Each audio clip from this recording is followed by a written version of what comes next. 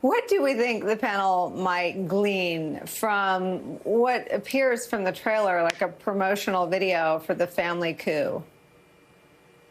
Yeah, I'm not sure what evidence will be in this video that would be useful to either the January 6th committee or even to people investigating Georgia. But what it is revelatory once again about the family, about Trump and his family, which is that this is a man who has spent his entire life manipulating media. If you were a citizen of New York City for a long time, that's what Trump did, right? So but it was the gossip pages or inflating income for the financial pages and make the list. He was able to manipulate, or he would, have a pseudonym and call in and pretend he was someone else on behalf of the Trump organization.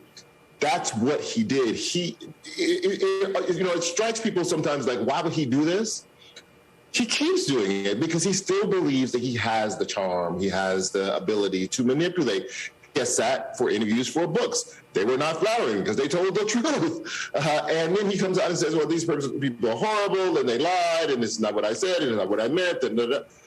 He still believes that he is the king of this. He's the king of distortion. He's the king of manipulation. He's the king of people in those interactions. He sees that as a struggle and a battle. And he always believes that if he sits across from someone, he will eventually win.